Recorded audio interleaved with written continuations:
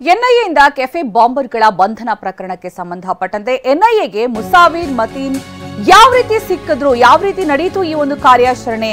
Cafe ಬಾಂಬರ್ಗಳನ್ನ ಹುಡುಕಾಡೋದಕ್ಕೆ March 1ರಿಂದಲೂ ಕೂಡ NIA ರೋಚಕ ಕಾರ್ಯಾಚರಣೆ ನಡೆಸಿದೆ. ಟಿವಿ9 ನಲ್ಲಿ ಬಾಂಬರ್ ಅರೆಸ್ಟ್ ಆಗಿರುವ ಎಕ್ಸ್ಕ್ಲೂಸಿವ್ ಸುದ್ದಿ. ಯಾವ ರೀತಿ ಆಯಿತು ಇವರ ಬಂಧನ? ಸಾರ್ವಜನಿಕ ಬಸ್ ಮೂಲಕವೇ ಮುಸಾವಿರ್ ಎಸ್ಕೇಪ್ ಆಗಿದ್ದ ಸಿಸಿಟಿವಿಯಲ್ಲಿ ರೆಕಾರ್ಡ್ ಆಗಿತ್ತು ಕೂಡ ಚಲನವಲನಗಳು. ಬಸ್ ಮೂಲಕ ಪಶ್ಚಿಮ ಬಂಗಾಳ ತಲುಪಿದ್ದ ಮುಸಾವಿರ್ ಬೆಂಗಳೂರಿನಿಂದ ಬಳ್ಳಾರಿ, ಬಳ್ಳಾರಿಯಿಂದ ಕಲಬುರಗಿ, ಕಲಬುರಗಿಯಿಂದ ಹೈದರಾಬಾದ್ಗೆ ಬಸ್ನಲ್ಲೇ ಪ್ರಯಾಣಿಸಿದ್ದ ಮುಸಾವಿರ್ ಮೊದಲೇ ಪಶ್ಚಿಮ ಬಂಗಾಳದಲ್ಲಿ ನೆಲೆಸಿದ್ದ ಅಬ್ದುಲ್ ಮತೀನ್ ತಾಹಾ ಈ ಸ್ಫೋಟದ ಪ್ಲಾನ್ ಮಾಡಿರುವಂತಹ ವ್ಯಕ್ತಿ.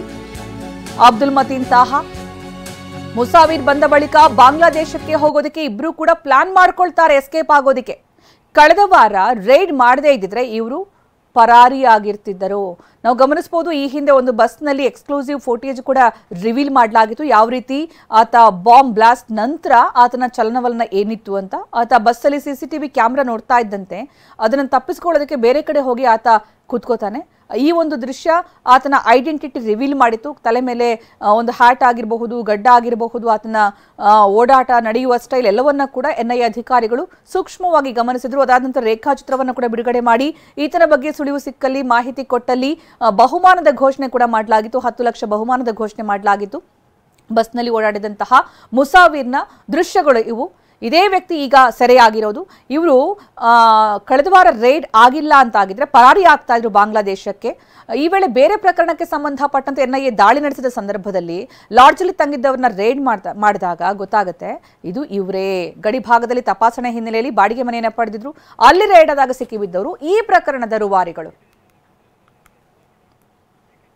ಇನ್ನು ಎನ್ಐಎಯಿಂದ ಕೆಫೆ ಬಾಂಬರ್ ಬಂಧನ ಪ್ರಕರಣಕ್ಕೆ ಸಂಬಂಧಪಟ್ಟಂತೆ ಕಾಂಗ್ರೆಸ್ ವಿರುದ್ಧ ರಾಜ್ಯ ಬಿಜೆಪಿ ತೀವ್ರ ವಾಗ್ದಾಳಿ ನಡೆಸಿದೆ. ಎನ್ಐಎಯಿಂದ ಕೆಫೆ ಬಾಂಬರ್ ಬಂಧನ ಆಯ್ತೀಗ. ಈ ಪ್ರಕರಣಕ್ಕೆ ಸಂಬಂಧಪಟ್ಟಂತೆ ಕಾಂಗ್ರೆಸ್ ವಿರುದ್ಧ ರಾಜ್ಯ ಬಿಜೆಪಿ ತೀವ್ರ ವಾಗ್ದಾಳಿ. ಎನ್ಐಎ ಕಾಂಗ್ರೆಸ್ ಬ್ರದರ್ಸ್ ಬಂಧಿಸಿದೆ ಅಂತ ಟ್ವೀಟ್ ಮಾಡಿದೆ ಬಿಜೆಪಿ. ಜಿಹಾದಿ ಟಿಪ್ಪು ಆರಾಧಕರು ಅಧಿಕಾರಕ್ಕೆ ಬಂದ ಬಳಿಕ ರಾಜ್ಯದಲ್ಲಿ ಉಗ್ರರು ರಾಜಾರೋಷವಾಗಿ ಓಡಾಡ್ತಿದ್ದಾರೆ. ಸಿದ್ದರಾಮಯ್ಯನಿಂದ ಈಸ್ ಆಫ್ ಟೆರರ್ ನೀತಿ, ರಾಜ್ಯದಲ್ಲಿ ಐಸಿಸ್ ಅಂಗಡಿ ತೆರೆಯುವಂತಾಗಿದೆ. ಇದು ಬಿಜೆಪಿ ಟ್ವೀಟ್ನ ಒಂದು ಅಂಶ. ಸಮೃದ್ಧಿಯ ಕರ್ನಾಟಕವನ್ನ ಟೆರರ್ ಹಬ್ ಮಾಡಿದ್ದಾರೆ. ಇದೊಂದೇ ಸಿದ್ದರಾಮಯ್ಯ ನೀಡುವ ಗ್ಯಾರಂಟಿ ಅಂತ ಸಿಎಂ ಸಿದ್ದರಾಮಯ್ಯ ವಿರುದ್ಧ ಟ್ವೀಟ್ ಮೂಲಕ ಟೀಕೆ ಮಾಡಿದೆ ರಾಜ್ಯ ಬಿಜೆಪಿ. ಇನ್ನು ಬಿಜೆಪಿ ಕರ್ನಾಟಕ ರಾಜ್ಯ ಬಿಜೆಪಿ ಟ್ವೀಟ್ ಮಾಡಿರುವ ಒಂದು ಫೋಟೋವನ್ನು ನಾವು ಗಮನಿಸ್ತಾ ಇದ್ದೀವಿ. ಎನ್ಐಎಯಿಂದ ಕೆಫೆ ಬಾಂಬರ್ ಬಂಧನ ಪ್ರಕರಣಕ್ಕೆ ಸಂಬಂಧಪಟ್ಟಂತೆ ಕಾಂಗ್ರೆಸ್ ವಿರುದ್ಧ ರಾಜ್ಯ ಬಿಜೆಪಿ ತೀವ್ರ ವಾಗ್ದಾಳಿ ನಡೆಸಿರುವುದು ಯಾವ ರೀತಿ ಅಂದರೆ ಟ್ವೀಟ್ನಲ್ಲಿ ಎನ್ಐಎ ಕಾಂಗ್ರೆಸ್ ಬ್ರದರ್ಸ್ ಅನ್ನ ಬಂಧಿಸಿದೆ ಅಂತ ಟ್ವೀಟ್ ಮಾಡಿದೆ ಬಿಜೆಪಿ. ಜಿಹಾದಿ ಟಿಪ್ಪು ಆರಾಧಕರು ಅಧಿಕಾರಕ್ಕೆ ಬಂದ ಬಳಿಕ ರಾಜ್ಯದಲ್ಲಿ ಉಗ್ರರು ರಾಜಾರೋಷವಾಗಿ ಓಡಾಡ್ತಿದ್ದಾರೆ. ಸಿದ್ದರಾಮಯ್ಯರಿಂದ ಈಸ್ ಆಫ್ ಟೆರರ್ ನೀತಿ, ರಾಜ್ಯದಲ್ಲಿ ಐಸಿಸ್ ಅಂಗಡಿ ತೆರೆಯುವಂತಾಗಿದೆ ಅಂತ ಟ್ವೀಟ್ ಮೂಲಕ ಕಿಡಿಕಾರಿದೆ ಬಿಜೆಪಿ. ಇನ್ನು ರಾಮೇಶ್ವರಂ ಕೆಫೆಗೆ ಬಾಂಬ್ ಇಡೋದಕ್ಕೆ ಉಗ್ರರಿಂದ ಯಾವ ರೀತಿ ಪ್ಲಾನ್ ಆಗಿತ್ತು ಅಂದ್ರೆ ಜನವರಿ 23ರಂದು ಬ್ಯಾಗ್, ಬಟ್ಟೆ, ಕ್ಯಾಪ್ ಅನ್ನ ಖರೀದಿ ಮಾಡಿದ್ರು. ಇವರು ಮಾಲ್ನಲ್ಲಿ ಬಟ್ಟೆ ಖರೀದಿ ಮಾಡಿದ್ರು, ಬ್ಯಾಗ್ ಖರೀದಿ ಮಾಡಿದ್ರು, ಕ್ಯಾಪ್ ಕೂಡ ಖರೀದಿಸಿದ್ರು. ಈ ಉಗ್ರರು ಹಲವು ತಿಂಗಳುಗಳಿಂದ ಕಚ್ಚಾ ವಸ್ತುವನ್ನ ಜೋಡಿಸಿ ಇಟ್ಟುಕೊಂಡಿದ್ರು. ತಮಿಳುನಾಡಿನ ಕಡಲೂರಲ್ಲಿ ಇದೆಲ್ಲ ಪ್ರಕ್ರಿಯೆ ಮಾಡಿದ್ರು.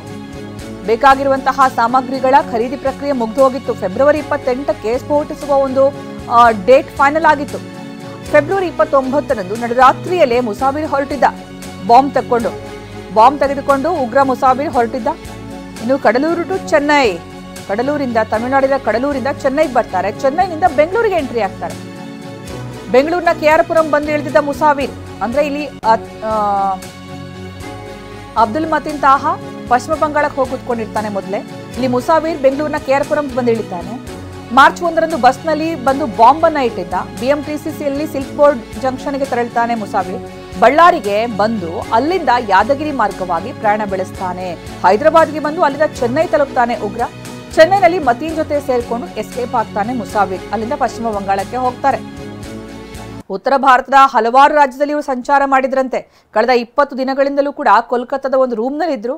ಬಾಂಗ್ಲಾದೇಶ ಮೂಲಕ ಹೋಗುವ ಪ್ಲಾನ್ ಅಲ್ಲಿ ಇವರು ಇದ್ರು ಅಂತ ಹೇಳಲಾಗಿದೆ. ಆದ್ರೆ ನೋಡಿ ಅವರ ಅದೃಷ್ಟ ಹೆಂಗ್ ಕೆಟ್ಟಿತ್ತು ಅಂತಂದ್ರೆ ಬೇರೆ ಪ್ರಕರಣದಲ್ಲಿ ಕೋಲ್ಕತ್ತಾ ಸುತ್ತಮುತ್ತ ಎನ್ಐಎ ಸಾಕಷ್ಟು ರೈಡ್ ನಡೆಸಿತ್ತು, ಬಾರ್ಡರ್ ಟೈಟ್ ಮಾಡಿಸಿತ್ತು. ಇದರಿಂದ ಎಲ್ಲಿಯೂ ಕೂಡ ಹೊರ ಹೋಗದೆ ಇವರು ಹೈಡ್ ಆಗಿದ್ರು ಒಂದು ಬಾಡಿಗೆ ಮನೆಯಲ್ಲಿ.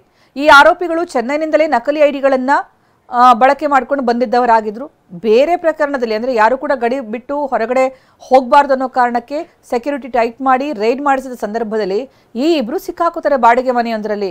ಇವರ ಹಿನ್ನೆಲೆ, ಇವರ ಡೀಟೇಲ್ಸ್ ಅನ್ನ ಕೆದಕ್ತಾ ಗೊತ್ತಾಗುತ್ತೆ. ಕರ್ನಾಟಕದ ರಾಮೇಶ್ವರಂ ಕೆಫೆಯ ಬಾಂಬ್ ಬ್ಲಾಸ್ಟ್ ಪ್ರಕರಣದಲ್ಲಿ ಪ್ರಮುಖ ರೂವಾರಿಗಳೇ ಇವರು. ಆ ಬಾಂಬ್ ಇಟ್ಟವನೇ ಈ ಮುಸಾವಿರ್, ಬಾಂಬ್ ಇಡೋದಕ್ಕೆ ಪ್ಲಾನ್ ಮಾಡಿದವನೇ ಈ ಅಬ್ದುಲ್ ಮತೀನ್ ತಾಹಾ. ಇದು ಗೊತ್ತಾಗಿರುವಂತಹ ವಿಚಾರ. ರೋಚಕ ಕಾರ್ಯಾಚರಣೆ ನಿಜಕ್ಕೂ ಕೂಡ.